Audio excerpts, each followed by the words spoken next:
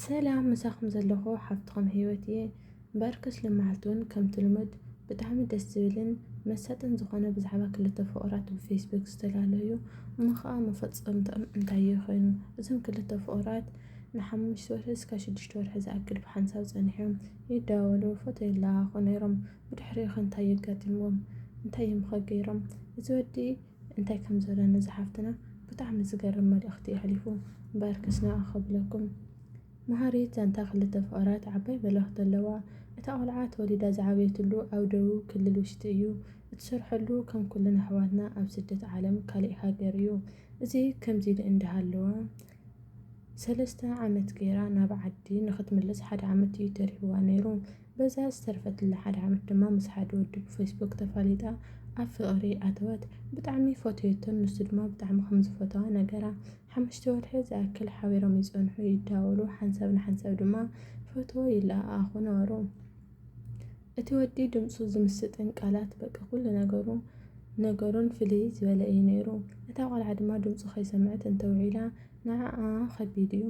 ይኹን እምበር ሙሉእ ሰውነቱ ሪኣቶ ስለዘይትፈልጥ ፎቶ ክልኸላ እንከሎ እውን ካብ ክሳዱ ንላዕሊ ስለዝለኸላ ነይሩ ተረዲኣ ርክቦም ከየቋርፅ ግን ተለዓለት ወይ ድማ ነገረቶ። ርክቦም ከየቋርፅ ብፍፁም ኣይትፈቱን ነይራ። እቲ ወዲ ሓደ መዓልቲ ብንግሆ ደው ኢሉ ትፈትኒ ዲኺ በላ። እታ ቆልዓ ድማ እወ ንዘለኣለም ይፈትወካ እየ ኢላ መለሰትሉ። እቲ ወዲ ድማ ዝኾነ ነገር እንተዳኣሪኽለይ ክትፍለየኒ ኣይትኽእልን ኢኺ በላ። እታ ጓል ድማ እወ በለቶ ኢላ ድማ ልባ ተሸበረት። እቲ ወዲ ድማ ንእሽተን ምስ ፀንሐ ፍቕረይ መዓረይ ኣነ እኮ ክንቀሳቐስ ኣይክእልን እየ ክልቲኦም ኣእጋረይ ሕሙማት እዮም በላ። እዛ ጓል ድማ ኣብዚ ሰዓት እዚ ሰማይ ወይ ድማ ምድሪ ተሓዋወሰታ ንነብሳ ድማ ፀሊኣታ ንሞት እውን ተመነየት።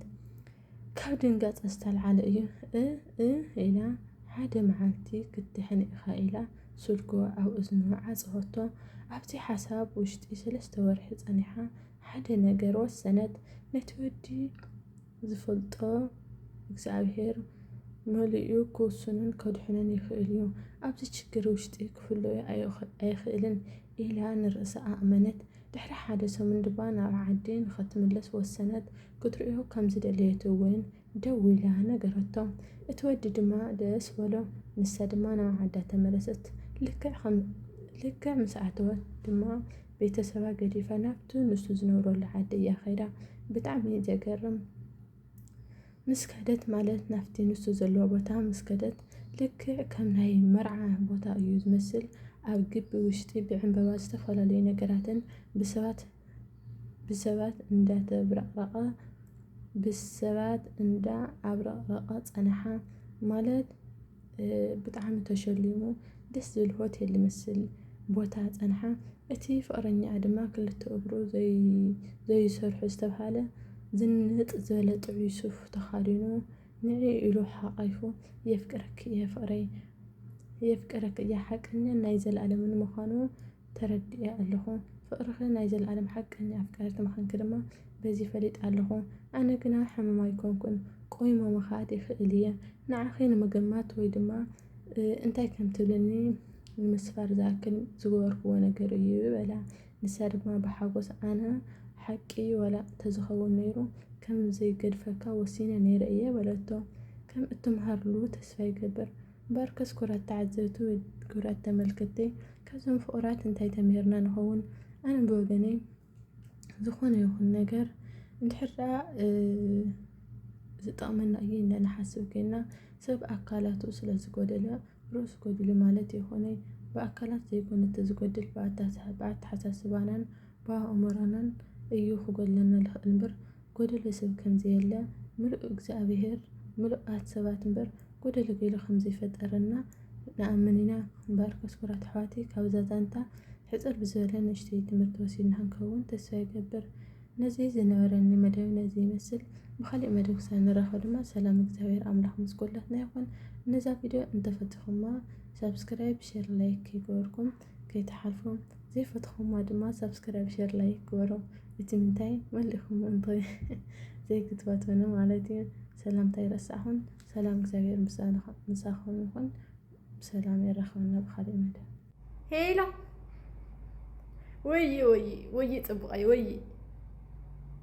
ሰላም እግዚአብሔር ይመስገን ንስኻ ከመይ ኢኻ ደሕና እግዚአብሔር ይመስገን ደሕና ጽቡቕ ኣለኹ ብቻይ ናፍቐካ ደሕና ጽቡቃይ ማዕረይ በምሓርኛ ኣኺ ማዕረይ ትብልኒ أزم حريت خين بمحرني معريد لك يعني قنج مالي خدي أنس يعني قنج خلك ألف ترأيك باي يعني تقرأي تنين وي أتجوج بمحرني ما تزاري بي تقرأي تيجي باي هيلو أجسمعك الليليو برخي هيلا وتدخير هيلا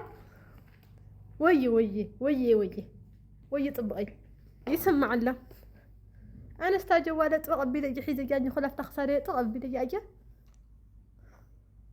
اما تشي لما تقبل حدا وي هاد سمع الله كي توتر هيلا شاخي ليه تورك يجي الخنك هيلا هادي تتقمت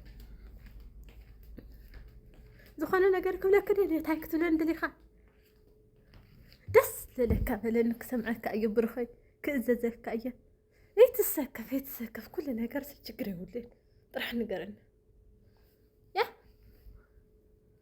ሄላ ምፍላይ ንኣኺሉ እዩ ተኺንካ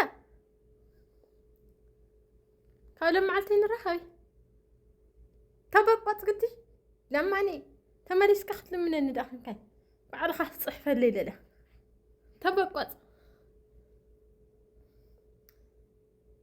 نفكر سكوي فكرك يا أنا فكرك يا ها نحرت فكرة أنت أخا أنت أخا متولين نحرت فكرة نزياد نخونا نقر كلك كده استساكيفة تقرأ ولا أي تسكفين دوتا أخا طيب أي نقرني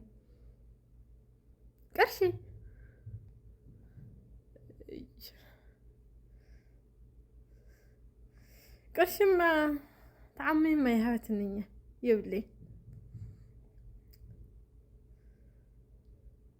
أي قرشي ما يبلي